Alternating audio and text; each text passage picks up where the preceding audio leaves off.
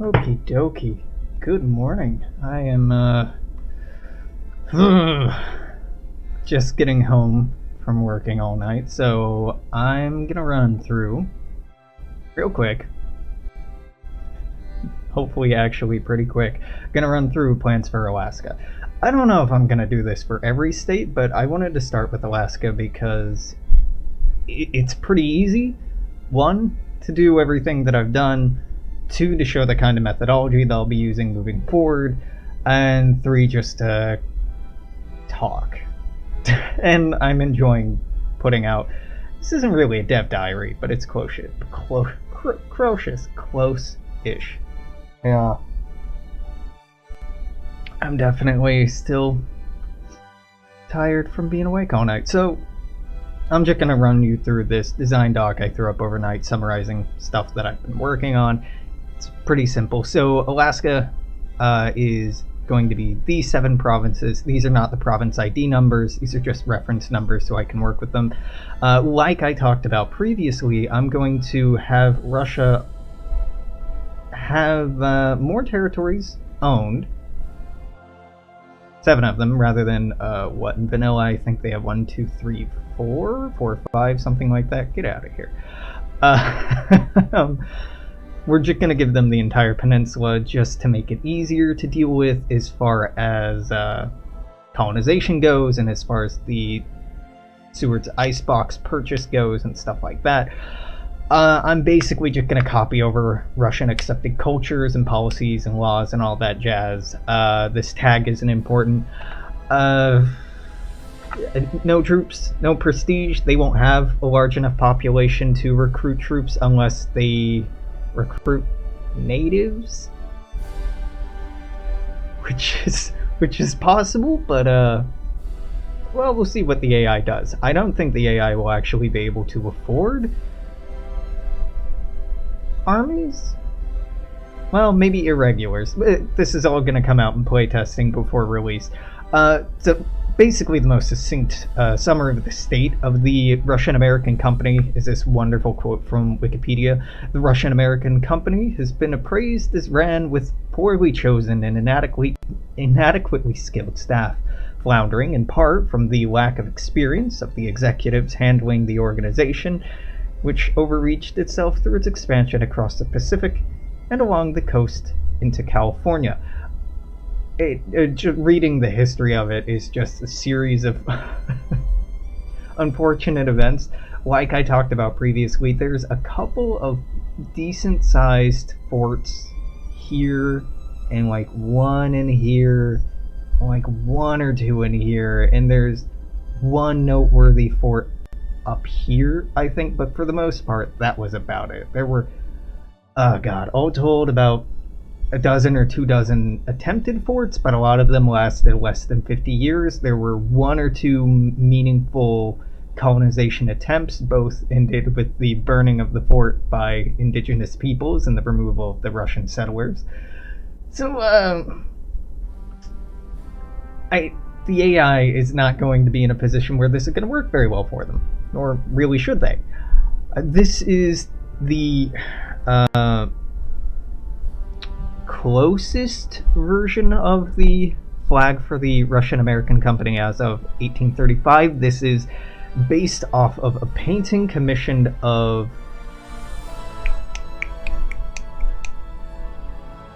New Archangel, I think. One of the major trading ports of the Russian-American company. Yeah, Russian-American company. It sounds weird saying it. The painting commissioned had these flags on ships in the harbor, so historians have deduced that as of a certain time, this was probably the flag they used. There were a few variants of this, but this is probably the one I'm going to run with. These are rough population estimates. No, this is my population estimate, and I'll get into how I got there. Probably approximately 39 or 40,000 total people, so that comes out, if you're familiar with the population to pop math, an in-game pop, or individual, is actually representative for individuals. The pop is supposed to represent a potentially recruitable person. The other 3/4 of that pop being their spouse, their children. So it's very based on a nuclear family ideal, which is weird. Real weird, given that the nuclear family wasn't really something until what, like the 40s and 50s in the United States, wasn't thought as normal. So it's a little odd that Paradox decided to use this for their modeling, but you know, whatever. So we have, oh no, this isn't mine. This is from Saint. He was a bishop in 1839 who did some pretty good numbers, totaling in Russian holdings a total of 706 Russian and 1,296 Creole citizens, as well as an indeterminate number of indigenous peoples. He estimated the total population of Alaska to be about 39,813. I'll play with that a little bit. Oh, earlier I was talking about the Russian forts and their location. Here they are. Really, the major ones are these that we get the best population data at. These are all pretty much from 1880 though, so the population's going to be a little bit off. I've done some adjusting for that, but still. You're going to see Unalaska here, Fort St. George here. St. Paul is, I think down here. I think St. Paul turns into Kodiak, right? No, these are two different St. Pauls. Right, this St. Paul is, it doesn't matter. Pretty small fort. Kodiak here has a pretty big population. Sitka, I think, had the largest population? Yeah. Sitka, and we'll get into this later, had a pretty big population of Swedes, Finns, and Lutherans, so the majority of the people listed as white in the census. I'm probably going to throw into Swedish and Finnish cultural groups, along with a little bit of Russian. As you can see here, I have written numbers from census data. The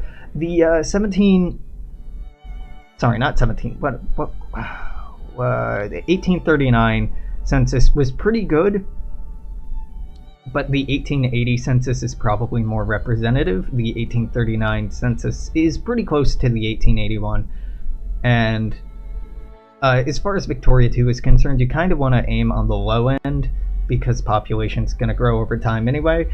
You don't want to overpopulate a region and yada yada yada. That's a little inside baseball for what we're talking about now. Yeah, the culture of peoples being represented we'll get into now. Yeah. So approximately this comes out to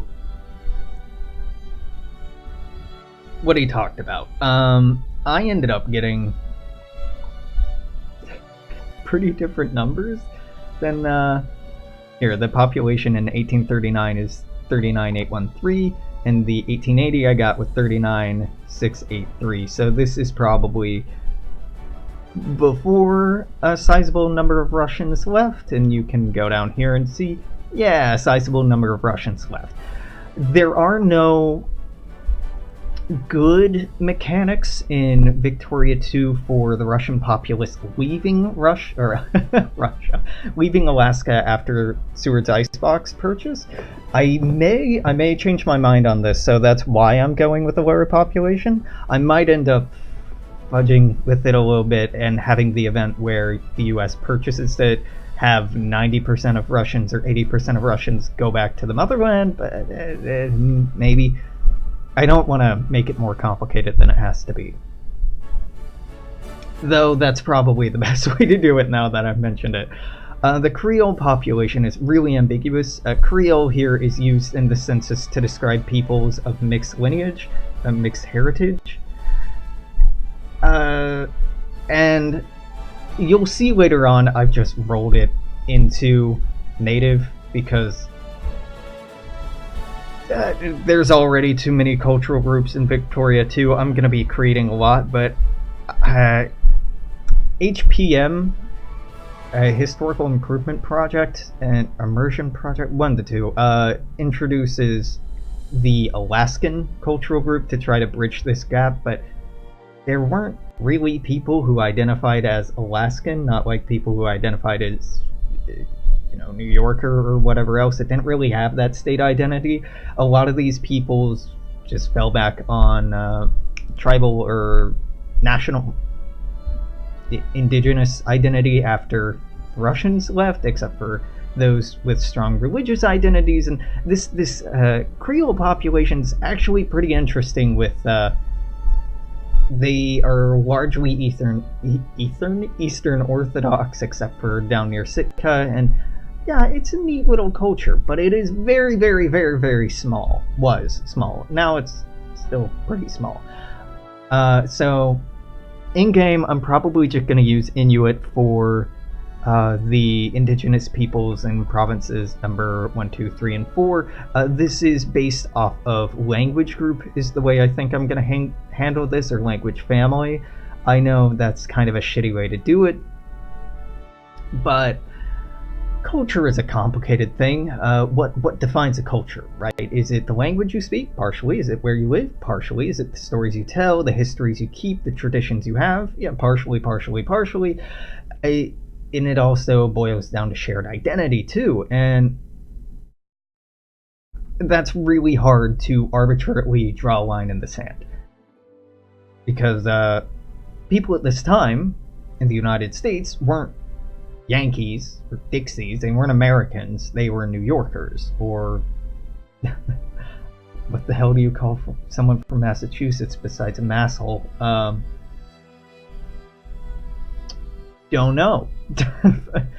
Virginian, stuff like that. That was really one of the big takeaways of the Civil War, was the emerging and burgeoning identity of unionism, of Americanism, which would be really, really cool to try to factor in and model into the game, but maybe for future, Alex. So the culture we're going to go with, for Eskimo Loot or Eskaloot, we're just going to use Inuit because it's already in the game, and that saves me a tiny amount of work.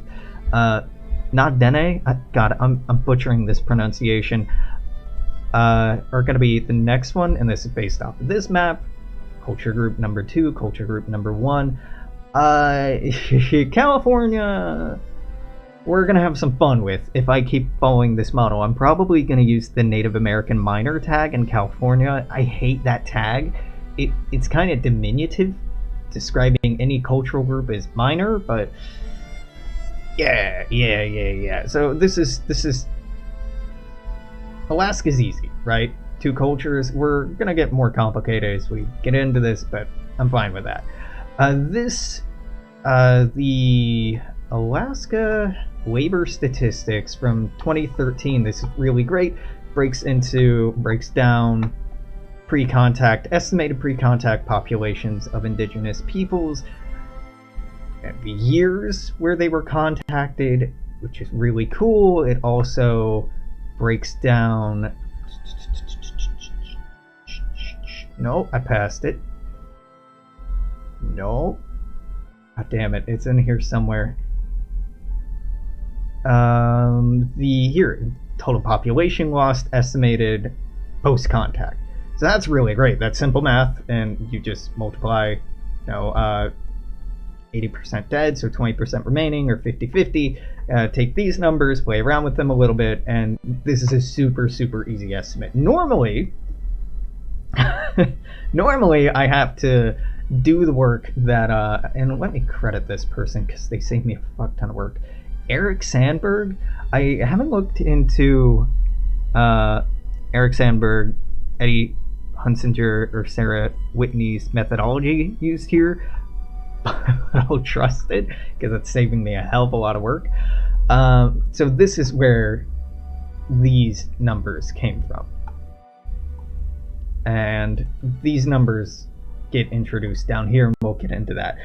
Let's talk about economy now. Where we at? 15 minutes? Jesus Christ. Man, I talk too much. So Alaska's economy currently is largely focused around the energy industry. Oil and natural gas are major factors of the Alaskan economy. Coming in second is seafood because of crabbing in here and crabbing in here. But in the 1800s and early 20th century, it wasn't as big of an industry. I didn't copy that over. Now, basically, this basically looks like the resource map. All 6 of these start out with fish as their primary resource. This starts out with gold, and I'm gonna fuck with that a little bit. Let's see. Yeah, coal actually is a pretty major exporter and isn't shown in vanilla at all. Coal is mostly found around here and up here. Gold is found fucking everywhere, but mostly through a band right here, as well as some along here. Yeah, or even some up here. But the main band takes up a big chunk in here. As far as oil goes, there's a lot of oil in here, a lot of oil in here. I mean, there's shit all throughout, even in here. So I really simplified where to find gold deposits by just looking at any district, any gold mining district, any mining district where more than 1 million ounces of gold have been pulled out of the ground. If you're not aware, 1 million is a fuck ton to be pulling out of the ground, and the dates where those major deposits were found. Now, a couple of these I think have dried up. A few of these have dried up, but a few of these are still in operation. So numbers 1, 2, and 4 provinces here, here, and here are basically our gold producing provinces. Like I was talking about, that main band going through about here, it winds up to about here on our map here. For some odd reason, northern Alaska's cut off, which it does some weird stuff with the population, because you're seeing yeah, that's what I wanted to do. You're seeing, God, don't resize everything. North of where the cutoff is, there is about 10,000 people estimated pre-contact, so 5,000 post-contact. It's pretty sizable. And so they're gonna get squished into a smaller area than they actually were. Now, down here is the last takeaway, and yeah, we'll wrap this up in about a minute. For each of the provinces, I have a rough estimate of the population. I then converted that population into pops using the methodology I talked about before. I have listed the RGO. The RGO stands for Resource Gathering Operation. I use it as an acronym because it's used as an acronym in the game instead of resources. So here, gold will pop up in 1898. Currently, gold shows up here, here, here, and here in 94, I think, with the Yukon Gold Rush? That might not be right. But whatever. Yeah, the Nome Gold Rush, Fairbanks Gold Rush, I'm gonna try to incorporate. This, didn't have... God, I can't remember. Did this have a gold rush associated with it? Oh, the Circle District never really had a big gold rush associated with it, but the Circle District was actually the first gold producing area up here before the... Man, it starts with a Y. It's not just Yukon, but before the major deposits were found over here, the Circle District was one of the first major deposits, so it's showing up a full year earlier.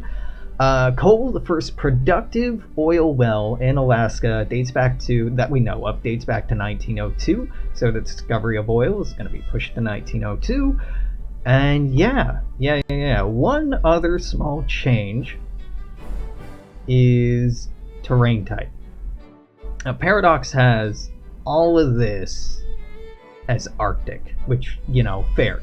This is his plains because this is a weird region, but having this be Arctic is a little misrepresentative of what the terrain is actually like. Although it is an Arctic region, the dominating terrain of the area, the biggest factor isn't the snow, it's the mountains. It's the mountains and the snow. So I'm changing this terrain to mountains, and I'll drop a mock-up in the next few days probably of the major terrain changes I'm wanting to make. I'm still comparing topography, terrain, climate maps with each other, as well as trying to account for what the climate was like couple hundred years ago, to guesstimate if how much paradoxes work I want to change, but I've already changed quite a bit.